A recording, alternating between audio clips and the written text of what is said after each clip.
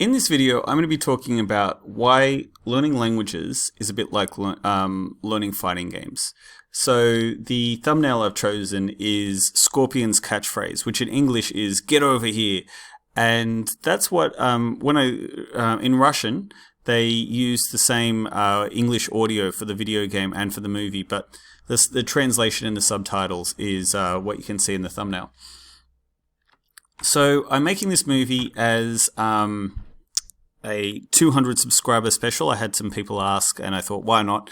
And I thought I would talk about how I just spent 200 hours learning Russian on a whim.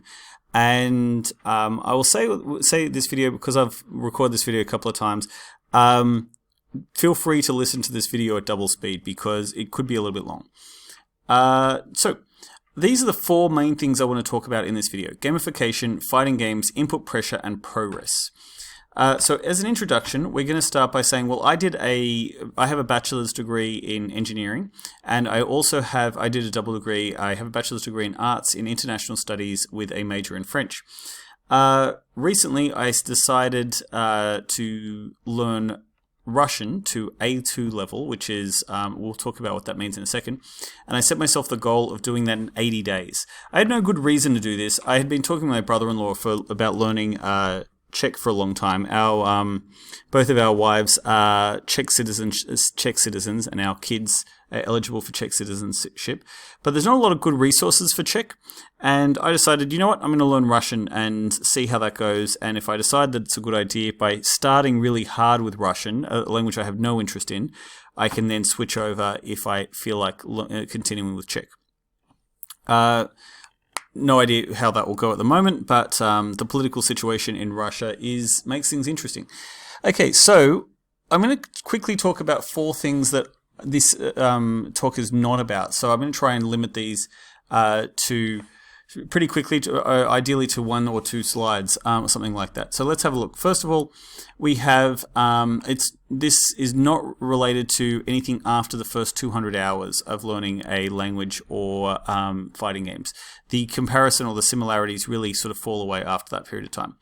The next thing I'm going to talk about is languages in Australia. So why did I learn Russian? Well, I've already talked about that, but really it's on a whim. I learned Russian because I wanted to learn a Slavic language, or I wanted to learn a language that had declension, so I could better understand the structure of languages, and Russian is the biggest language that has that available. Latin did have it, but no one really speaks Latin anymore. I'm not going to talk about other linguistic concepts like, why sign language is a language whereas Braille isn't, and I'm not going to talk about shorthand. I went a little bit shorthand crazy last year. I'm not going to go into constructed languages like Esperanto. My advice to you is stay away from constructed languages. They're no good. If you do really want to learn a made-up language, I suggest Tokipona because at least it's easy. There's only 120 words. Now, there's some reasons why learning languages, some arguments for learning languages. So for starters, it's a school subject. It can help you get into uni. French, supposedly, depending on how you go, like no one really understands scaling, but French does supposedly scale pretty well. In some niche cases, for Australians learning language, it could help with employment. It makes travel more enjoyable. It makes entertainment, watching anime, for instance, is more enjoyable if you can speak a little bit of Japanese. You can have a better understanding of the culture of foreign cultures. Neurologically, learning languages is really good for your brain, and it helps you to better understand other people. So everyone else in the world has to spend thousands of hours learning to speak English if they want to be able to read forums on computer programming, or if they want to travel internationally. And we as English speakers kind of take that for granted. And I think learning just a language helps you to better understand how hard it is for people who don't speak English, the world's lingua franca. Lingua franca means it's the language that it's the mutual language that we share. So if you're a Japanese person who's trying to rent a car in Berlin, well, chances are you're probably going to communicate in English, because it's unlikely that many people in Berlin have learned Japanese, and not many people in Japan learn German. In particular for Australia, there's some arguments that make it particularly difficult to justify or to make learning a language necessary. Where I live in Sydney, our nearest neighbour is New Caledonia, which is part of France. And then after that, it's a long way away to go to Papua New Guinea and then Indonesia. It's expensive. It's not like in England where for €50 you can go to Portugal, Spain, France, the Netherlands or Scandinavia. Or Germany, which is also pretty close. For the other Five Eyes countries, well, so New Zealand, they have the Maori language is unified across their indigenous people, so it has a much stronger influence in their culture than Australia, which has many, many indigenous languages. America's proximity to Mexico and Latin America means that Spanish has a much more significant impact. Languages are a much bigger part of America than they are in Australia.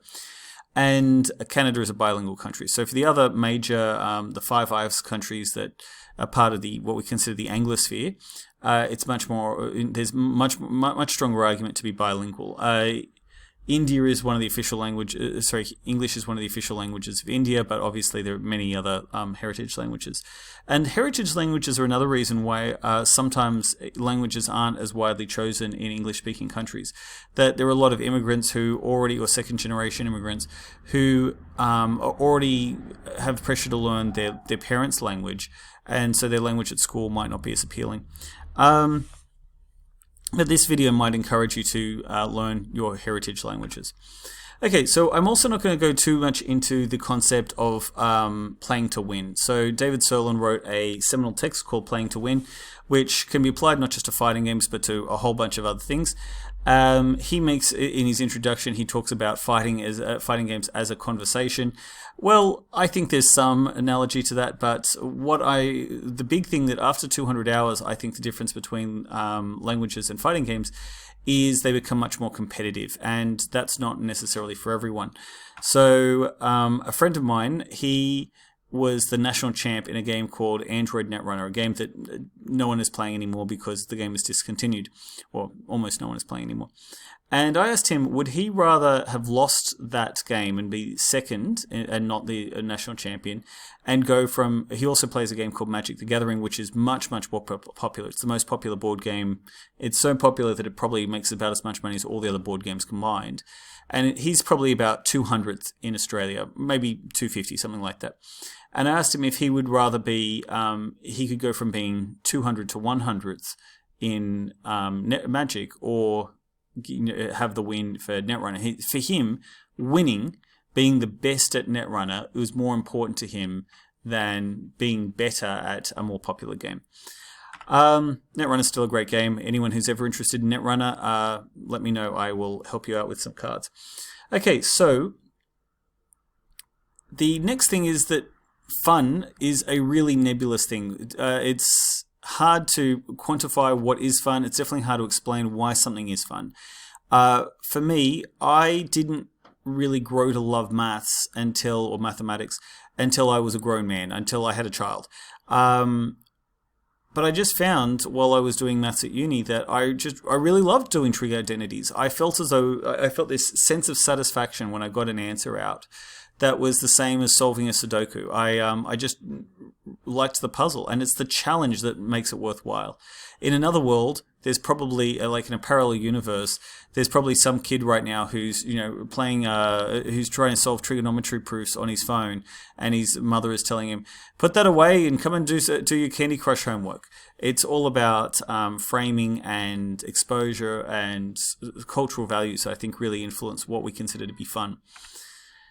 The next thing to talk about is that fun is very different for different people. So for some people, smashing a grapefruit in someone else's face is fun. For some people, having a grapefruit smashed in your face is fun. And then for some people, they just don't want to see anything to do with grapefruit smashing. That's not fun for them. And when you're playing fighting games, well, they depict images of violence, and for some people they're just like, well, I'm not interested in fighting games because I just don't want to see that. But for a lot of people, there is a primal evolutionary biology connection that comes from fighting games, that thrill of winning. It feels like a real accomplishment. So back to the concept of playing to win, there are some people who really, for them, what is fun is feeding on the salty tears of their enemies, like Conan. Just in terms of language, I'm going to say briefly that Arnold Schwarzenegger, when he came to America to film Hercules in New York, he barely spoke English, and then he went on to be governor of California. So I'm mentioning that just to address the myth that only children can learn languages. I don't think that that's true, and I'm yet to find any good evidence to say that in practice that the children are any better at learning languages. I think that especially for self-directed learners, adults are obviously going to be much, much better.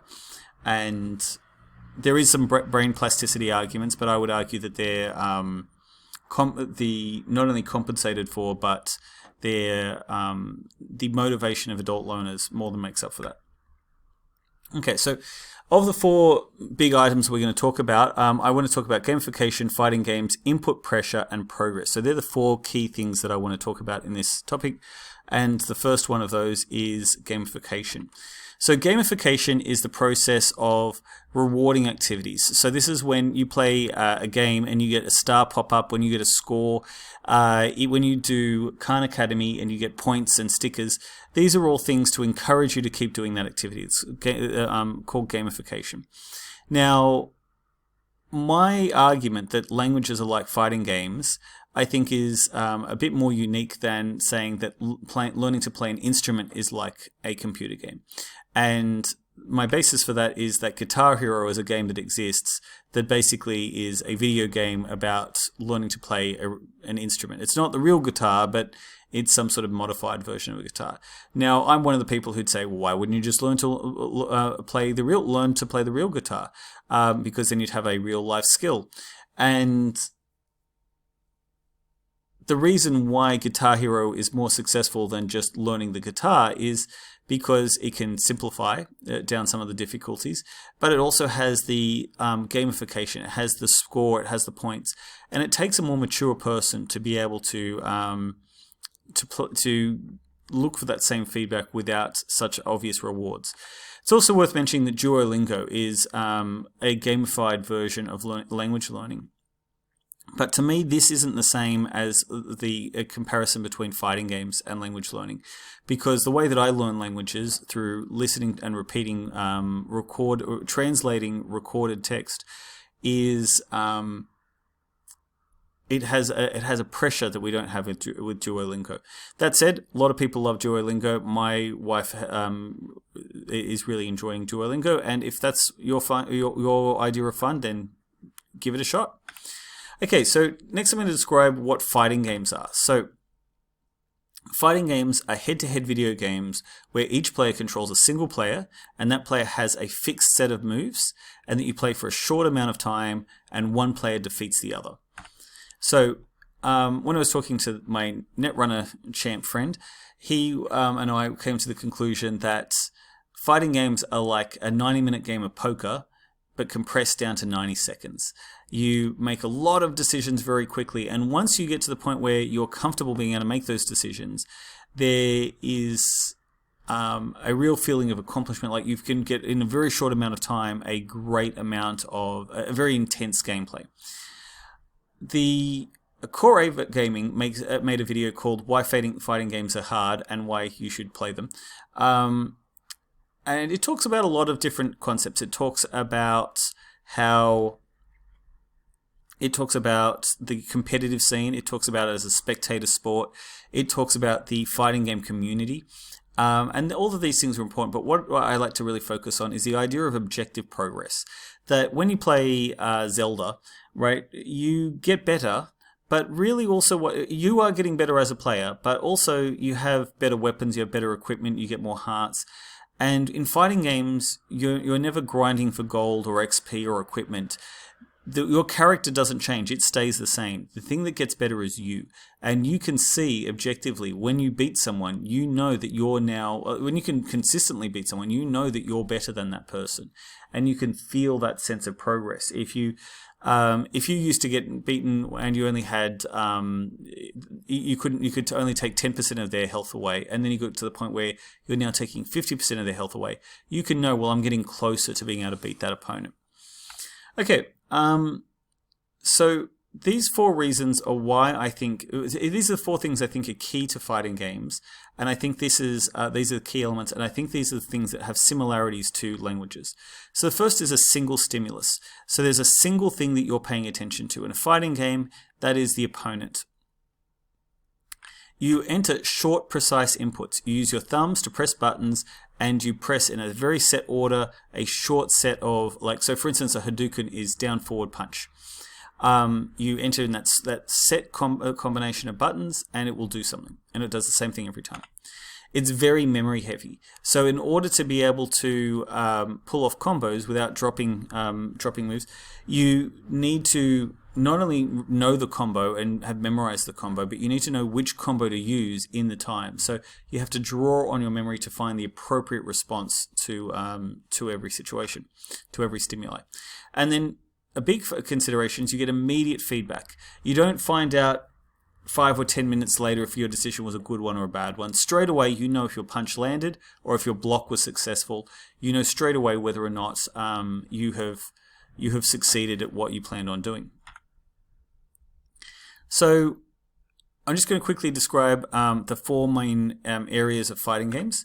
So the first, the typical fighting game I think of is Street Fighter, the Street Fighter series, the Mortal Kombat series, and also from the same publisher as the Injustice series. There's lots and lots of other examples, but I'm going to stick with those ones. Right? These are just head-to-head. Each person controls one player, nothing fancy in 2D arena. Smash Brothers is the most different, and I'd say a lot of what I'm saying doesn't really apply to Smash Brothers. You can play multiplayer Smash Brothers. You can have lots of other stimuli. You can have items that are falling down, for instance. You can have obstacles on the stage. There are all sorts of things that are different. You don't really learn combos in Smash Brothers. Tekken is a 3D fighting game. That does slightly change the dynamic, but I'm not going to go into that. Another thing that changes the dynamic is when you play a team rather than a single character.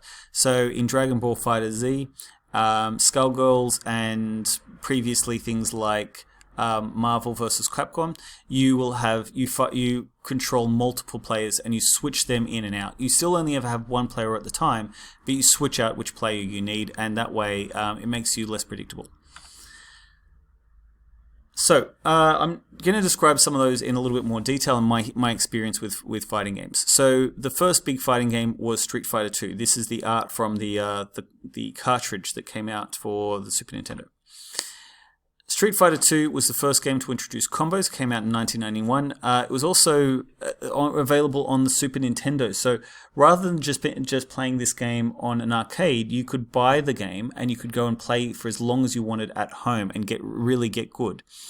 We had a Super Nintendo with Street Fighter and Mortal Kombat. My brother also owned a Street Fighter arcade machine, which he used to bring out at parties, and I got to the point where I could hold my own. I could finish the game with Chun-Li because I really struggled when I was 10. I struggled to get past Vega because it was too fast, and Chun-Li was the only one I could beat him with, and then I could go and beat the other bosses.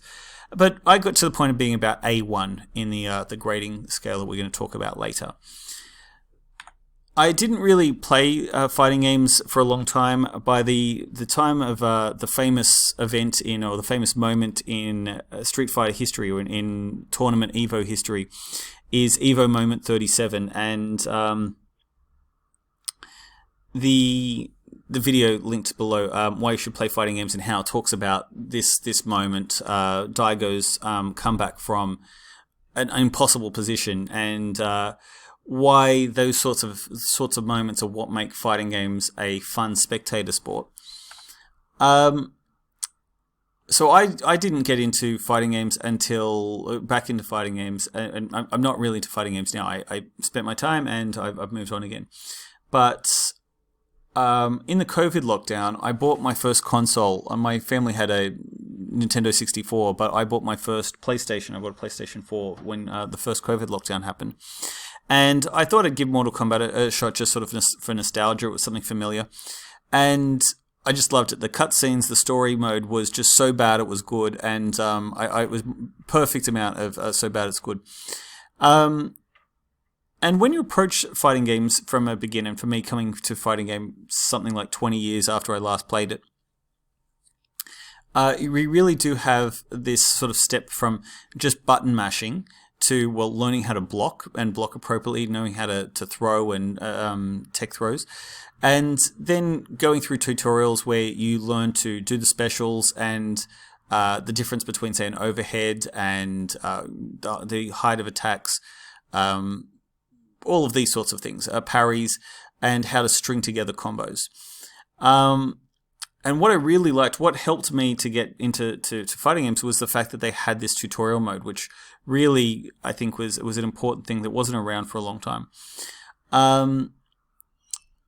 When I was a kid, and you went to the arcade, and it was cost you $1 a go to play a fighting game,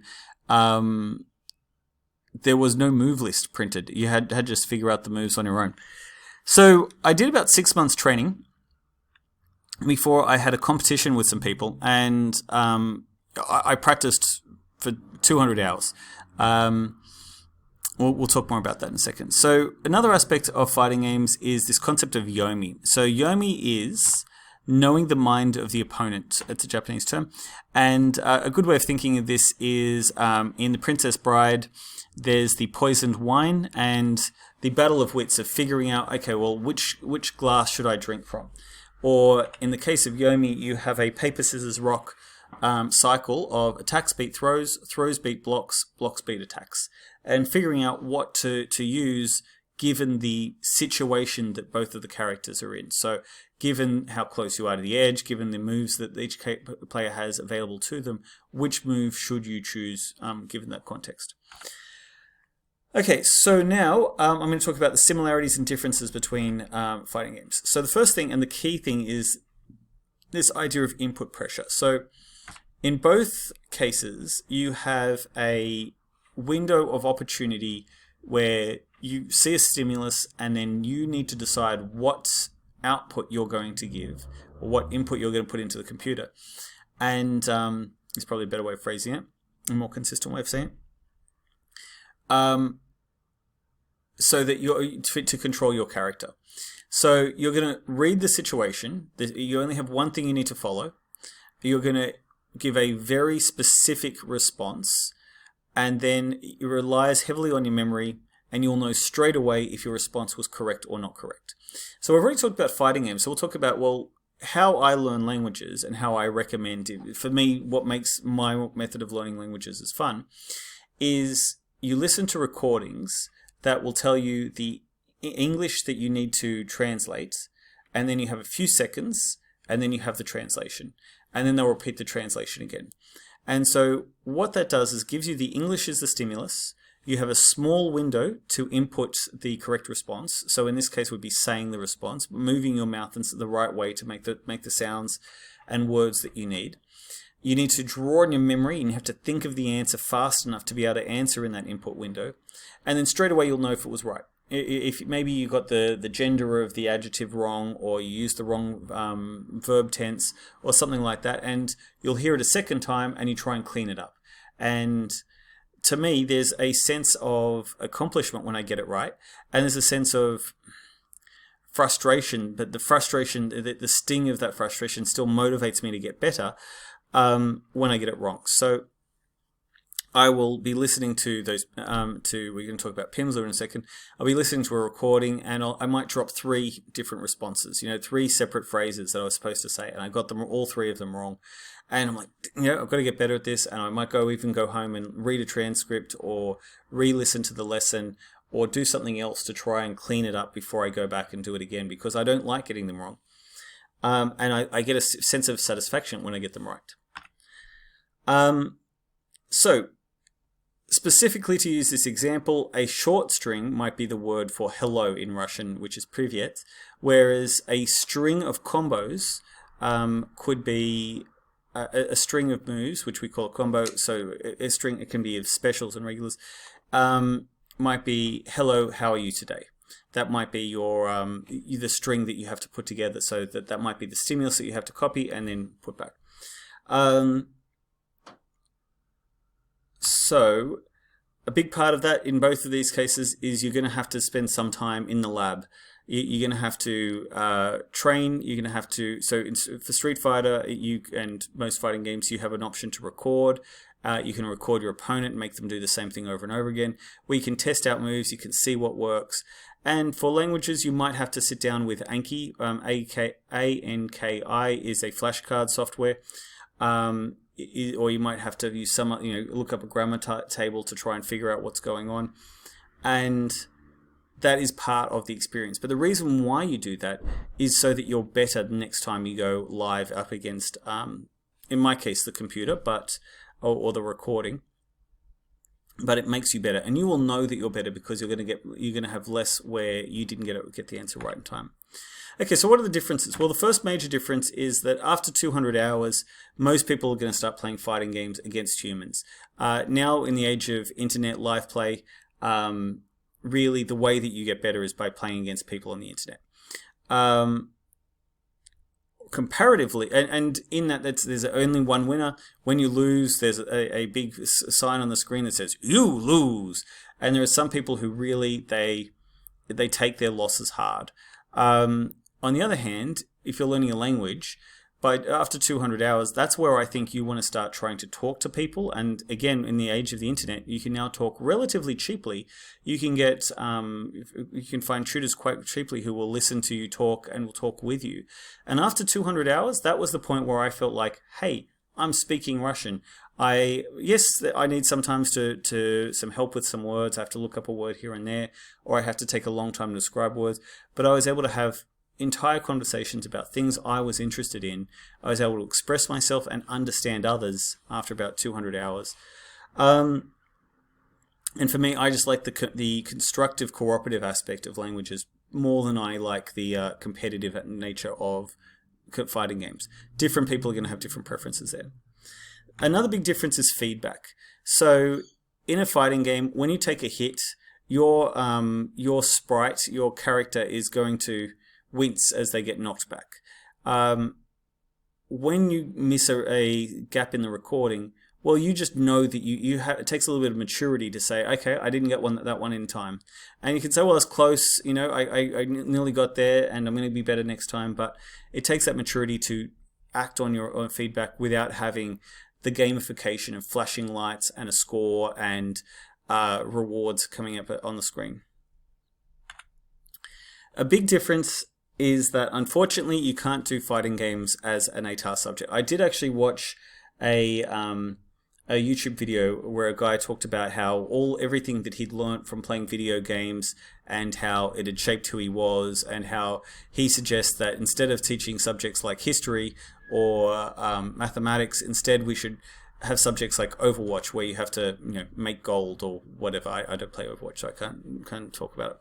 The rankings, but there's resilience that comes from playing RuneCraft. In his case, the life lessons he got from playing RuneCraft. I think there was a game, RuneCraft. Anyway, so here's some things that don't follow. I mean, I just in response to the idea of, well, if you break it down like that, isn't everything like a fighting game? Isn't everything like learning a language? I'm going to say no, not everything, and I'll tell you why. So sports are head-to-head like a fighting game. David Serlin, he says that sports are head-to-head like a fighting game. But for me, the gross motor skills of moving your entire body, even though you're still reading the input of your other player and where the ball is going, moving in response in the window that you have available, and controlling the input that you have, which is how you hold the racket and how you swing the racket, it just doesn't feel the same to me. Esports, like first-person shooters, for example, they're similar, but in this case, it's not. They're similar to tennis in that it's not the gross motor skills. There's just so much more stimuli. You have to focus on multiple players. You have to focus on a changing environment, like the competitive stage. There's a lot more going on, and to me, it doesn't feel quite the same. It's a lot harder to know whether or not you made the right decision in a first-person shooter compared to a fighting game where your hit landed or it didn't. Mario Kart, another esport, I'm going to call it, and again, you're not entering these short, precise inputs. It's much more holistic. It's much harder to know exactly what you're doing right and what you're doing wrong. Chess is a little bit closer. Normally, when we're dealing with like regular untimed chess, well, no, I don't think it feels like a fighting game. But when you're playing bullet chess, I think that it actually the comparison can be made that they're kind of similar. And the reason I say that is because when you're playing bullet chess, sometimes you'll do moves or a sequence of moves. You'll learn an opening or you'll have patterns that you do deliberately just to take the opponent's time. And when time starts to become a resource, which in bullet chess time is absolutely a resource, that is really what you're playing for. You're not playing necessarily to you're playing time as the resource, that, like life, that you're trying, the hit points that you're trying to eliminate. Okay, school subjects typically are not like, I mean, history, or if you're studying economic policy and how it affects democracy in Switzerland compared to the People's Republic of China, a paper that I wrote when I was doing international studies. Well, that doesn't feel like a fighting game. But when I was a kid, I used to sit in the backseat of my parents' car and I used to do capitals. My dad would say a country and I would say the capital. And I had to race against my brothers to get that capital right. And it was either right or wrong. And I think that's part of the reason why I like these sorts of things now. Poker is not like a fighting game. So again, David Sirlin says, poker, there's a game. It's a game where you can get better, and I think that Magic: The Gathering is just a better version of poker. But these games, they're not the same. Poker is a game of mathematics and it's a game of meditation. So not getting on tilt and folding 15 hands in a row. It's a game of deduction, figuring out what your opponent is on. If they raised when there was 2 3s on the flop and now they're calling or they're checking, what does that mean? And there's a game of Yomi. It's about reading your opponent, getting in their head. And people tend to focus on the Yomi, whereas really poker is a game of meditation. Poker is a game of restraint, about sitting there and not giving away tells and folding a lot of bad hands. Magic is the maths, the deduction, and the Yomi, but you don't need to fold as many hands. And just a whole bunch of skills. So I've got skills like cooking is not the same as a fighting game. Excel and Photoshop, I mean, they're both really useful skills. I was really proud of the Photoshop that I did earlier this week, but it's just not the same as a fighting game. Yes, you get better at it. Yes, you can have the sense that, hey, I'm getting better at Photoshop. I know more things. I can do things a lot faster. It just doesn't have that same sense of accomplishment that, yes, I did the right thing, and 3 seconds later, you know that you did the right thing. And drawing, drawing with a graphite pencil. So, I don't know if I've talked about this example before, but this drawing is no, I'm going to come back to that. Okay, so we're now going to talk about progress. We're going to talk about how you make progress, how you measure progress, and what sort of guidelines, like what is the time investment? Because a lot of the time, I think that people don't start learning languages because they just feel as though it's impossible. And it can be very difficult, but not everyone needs to be fluent. Maybe setting yourself a really low goal can be enough, and you can start there. So what are the goals? Well, so the Council of Europe, they set up the CEFR, the Common European Framework Reference Scale, and it gives 6 bands that describe language learning competency. So not everyone is going to get to C2, which is the highest level. Maybe your goal is just to say, I'm going to try this language out. I'm going to see what I can learn I'm going to try to get to A1, and that's it. I'm done. And I've learned several languages to A1 because I just wanted to see what they were like. I wanted to see how it felt, and that can be your goal. But let's move on. We'll talk about these, and we'll compare these to fighting games. It's also really important to talk about a lot of the time you can make a lot of progress very quickly, early progress very quickly, and then suddenly it will start to take a lot longer to make additional progress. And so the advantage of this is if you just want to go for a low level, you can make a lot of progress very, very quickly. I haven't read this book, but I've heard a lot of people use this as a reference. and I thought it was something I wanted to respond to. So in the case of fighting games, this video, how long does it take to get good? It makes the argument that 20 hours of focused study is how long it takes to get good. Now, I would say that 20 hours sitting and doing the tutorials, you'd probably be reasonable.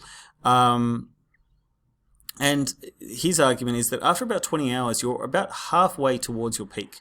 The gap from the 20 hours to the 2000th hour is about from 0 to 20 and 20 to 2000 is about the same in terms of actual ability. But it takes a lot longer to get that additional growth. How I suggest you approach your A0 level, what I'm calling that first 20 hours, is, if possible, use Michelle Thomas. I think that he has a really good resource. And I've heard from lots and lots of people that Michelle Thomas is a great way to approach a language. And I personally have enjoyed Michelle Thomas. This is where I started when I learned Russian. Now, I listen to the tapes at double speed because I listen to YouTube normally at triple speed. You might not want to do that. So it might take you longer. Or where it says 20 hours, it may take you longer, it may take you less time. I listened to a double speed, and then every time he asked one of the two people in his lesson to repeat something, I would hit pause and I would say it. And I worked and I got it done in one day. I listened, or maybe in one weekend, I got to the 8-hour mark. And then I started doing Pimsleur. I just did a Pimsleur. I did maybe a Pimsleur or two a day. I would go for a walk, usually before and after I got KFC. I would go and do their half-an-hour lessons, and there's 30 of them. That's 15 hours. You put that together, I think you've got an A0 level. And at the end of that, you will feel as though you know that language. I mean, you'll know that you obviously are not fluent, but you'll start to feel as though I have an understanding of what this language is about, just the same way that after 20 hours you can feel I have an understanding of what this game is about, and you can start getting, feeling as though you're getting somewhere. And 20 hours is not long. You can do 20 hours in 2 weekends, or in a weekend if you're really keen. I will say that if you can manage to finish both of those things in 1 weekend, I will be impressed.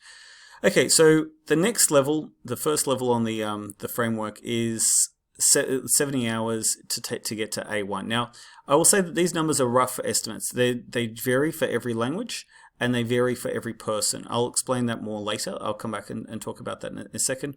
But for the moment, it gives you a pretty good guideline. Now, at 70 hours, that was where I was first able to beat my brother at MK11. Now, my brother plays a lot of video games, and he is much better at video games generally than me. But 70 hours, that was where my skill and my specific knowledge of the game was enough to beat my brother's just natural skill. Sorry. Yeah. So 70 hours. 70 hours. How I got to 70 hours, my A1 is I finished Pimsleur. I have Assimil there as well. I did Assimil at the same time, but really how I got to 70 hours is I finished Pimsleur. So to finish Pimsleur takes 45 hours if you never go back and repeat, right? And for me, I can do that because this is not my first foreign language. I was able to listen to it and not really need to clean up very much. There were times where I had to go back and look at transcripts, but that was pretty much where I left it. Weird flex, I know. But okay, so after 45 hours, I remember I called my brother and I said, hey, I don't know many people who will appreciate this, but I just finished Pimsleur. It's 45 hours under my belt. I felt really good about it. I felt like I'd won a tournament finishing Pimsleur. I really felt like I'd finished a video game that I'd been struggling at for a long time, and it required a lot of work. It required a lot of focused dedication. After Pimsleur, what I did for the next 70 hours, and what I continue to do right until up to 200 hours when I got to A2, is I read Assimil. So Assimil is, I'm going to talk about this in a second.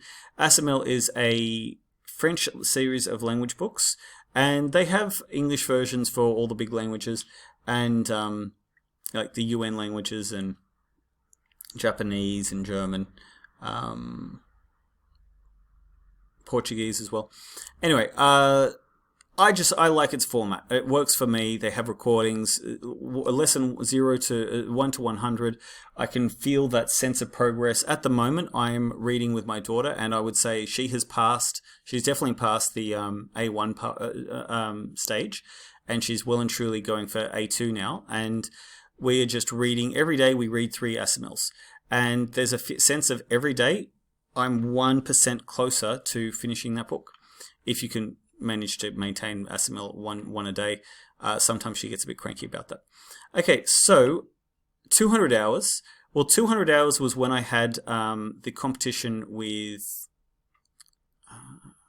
interesting. Do I have a kitchen? I got rid of the kitchen. Okay, 200 hours was when I had the competition, and against some people I knew, and I knew that person played Spawn, so I did a lot of practice specifically against Spawn, and that was kind of the boss fight for me, was playing this character who was the best of that group and playing against Spawn, and I didn't win. I won about half of my games, but I felt like I had not embarrassed myself, and 200 hours for video games is about the point where you are pretty much half of all the people who are playing online, people who are playing any given fighting game.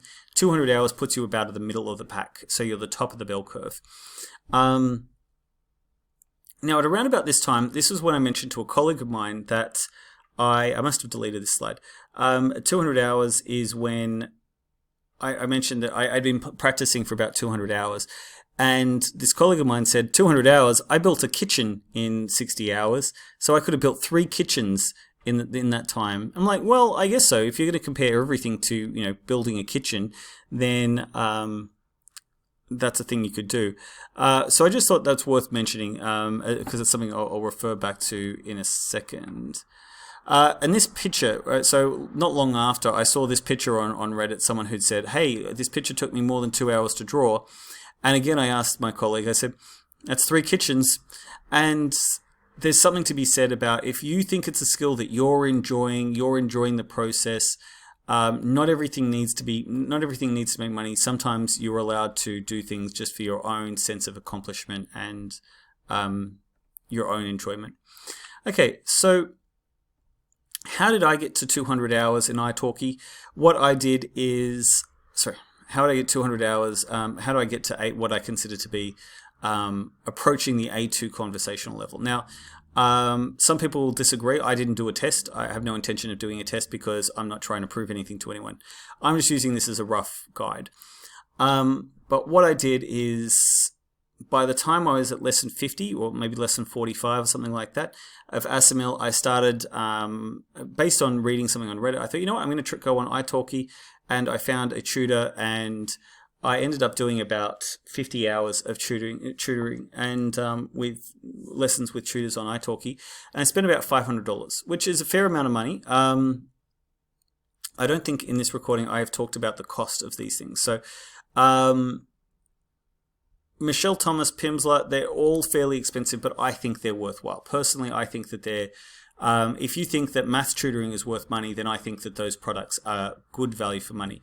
If you feel as though, look, there's just no way that that's accessible for me, I'm sure that you can go on the high seas and find something. But for me, I was willing to spend that money because I figured, well, it's a lot cheaper than going to language school in Russia. And I'd set myself what I felt was a fairly ambitious goal of getting to A2 or finishing. What I wanted to do was finish the ASIMIL book.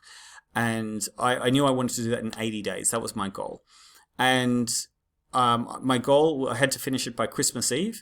And I did 3 lessons on Christmas Eve. And I had a real sense, an enormous sense of accomplishment when I finally finished that last lesson, that I had read every single chapter. I didn't know every single word, but I had read and revised, and I had gone over several times over several chapters. That was how I approached it. I also mentioned here, I'm not even going to show a picture for Learn in Your Car because you can't really get Learn in Your Car anymore. They don't sell it anymore. That was how I learned French. I learned French from just doing 18 months of just listening to the same lessons of Learn in Your Car. And for me, that has been, this is the fighting game for me, is Learn in Your Car, just learning those phrases and repeating them against a recording. So where do you go past the A2 mark? Well, A2 mark, past the A2 mark, that's when you can start learning by watching TV shows or by reading books. So for Russian, I started watching this TV show called Kitchen in Russian, and I watch it in English and in Russian, and I translate. Okay, one thing I wanted to talk about for 200 hours before I skip forward is that in D&D and other role-playing games, you can often get skills, right? So you can learn a new skill. And in D&D, the rule that they have is that you can spend 1 gold coin per day for 250 days to get a new skill. And I think that kind of fits with this level of, that gets you to A2. That gets you to the point where you can't speak fluently, not by a long shot. You couldn't understand a play in that language, but if you needed to talk to someone in order to find the where to go, if you needed essential information about where the dragon is, you can make yourself, you can express yourself, and you can understand others at about this level. And they compare this to things like lockpicking or magic tricks, like a sleight of hand. All of those sorts of things would take this same sort of level to get this to this first ledge where you're now you now have enough to get by. Certainly with A2 Chinese, I was able to travel quite well in China. With A1 Japanese, I was able to travel quite well in Japan.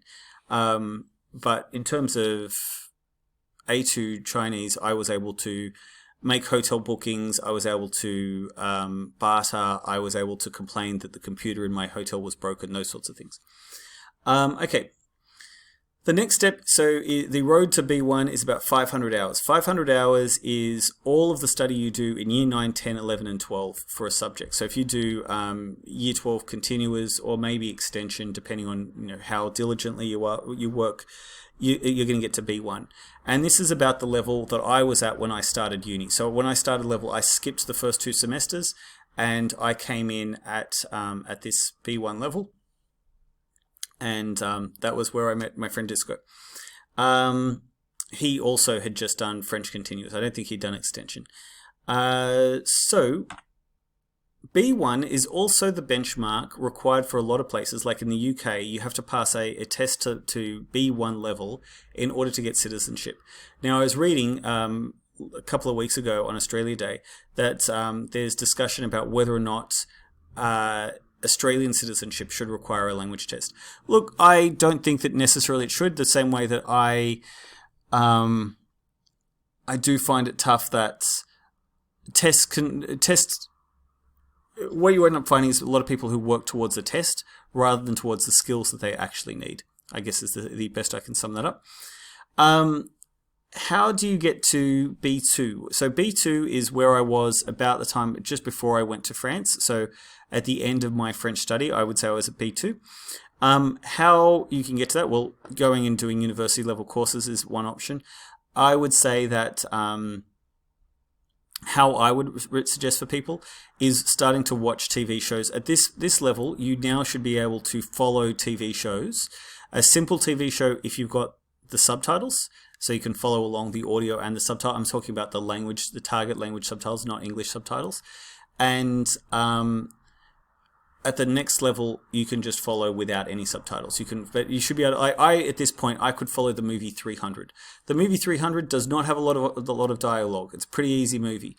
At this point, I could start watching children's cartoons. I could understand every word of children's cartoons at about B2. It's worth mentioning that on Netflix, the subtitles can be hidden, right? We couldn't find the subtitles for French and you need to go into the settings and change those settings. So be warned. I'm also going to shout out to the TV show Dark. I watched Dark a second and third time over the holidays because I was watching it in French with French audio rather than the German audio because that was a good way for me to practice.